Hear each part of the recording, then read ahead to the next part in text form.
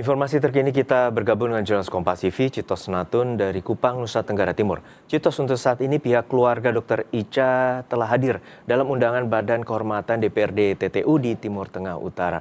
Lalu seperti apa proses pemeriksaan dan apa saja poin penting yang akan digali oleh Badan Kehormatan DPRD? Selamat siang Juno dan juga saudara, memang benar sejak siang tadi pukul 10 waktu Indonesia Tengah, keluarga yakni ayah dan ibu serta kuasa hukum dari Dr. Ica sendiri telah memenuhi panggilan atau undangan dari Badan Kehormatan DPRD Timur Tengah Utara yang memang tujuannya adalah untuk melakukan penyelidikan dan juga klarifikasi atas laporan dari almarhum Dr. Ica sendiri semasa dia masih hidup.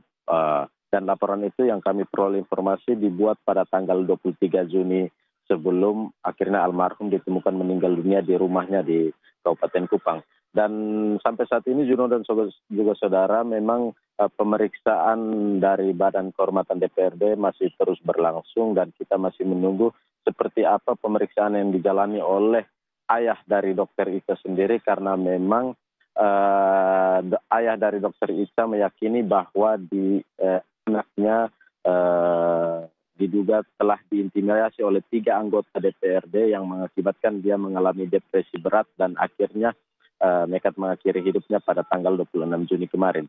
Dan kalau kita melihat kasus ini Juno, selain Badan Kehormatan DPRD TTU, kemarin Polda juga telah melakukan atau membentuk tim joint investigasi dari berbagai sektor termasuk dari Polres TTU dan juga Polres Kupang yang nantinya akan memiliki sejumlah barang bukti yang telah dikantongi oleh polisi begitu. Dan selain dari Polda NTT sendiri, kemarin tim investigasi dari Kementerian Kesehatan juga telah turun ke Timur Tengah Utara untuk melakukan investigasi di Rumah Sakit Leona dan juga melakukan pemeriksaan atas sejumlah rekan atau sejawat dari Dr. Ica sendiri. Dan untuk 3 orang dari anggota DPRD TTU sendiri memang kemarin sudah menjalani pemeriksaan awal di Polres TTU, yang mana kemarin kami sempat bertemu dengan 2 orang dari anggota DPRD yang diduga melakukan intimidasi terhadap Dr. Ica, dan mereka menampik bahwa dugaan intimidasi yang dilayangkan atau yang dilaporkan oleh almarhumah sendiri ke Badan Kehormatan dan juga ke Dinas Kesehatan itu tidak dilakukan oleh mereka. Dan sampai saat ini memang kuasa hukum dari para terduga yang melakukan intimidasi ini meyakini bahwa mereka telah memiliki bukti-bukti yang memang menyatakan bahwa para kliennya atau 3 anggota DPR ini tidak melakukan intimidasi. Dan sampai saat ini Juro dan juga saudara, rencananya kami mendapat informasi bahwa pada pekan ini juga usai keluarga melakukan atau membuat laporan di Mapolda NTT pada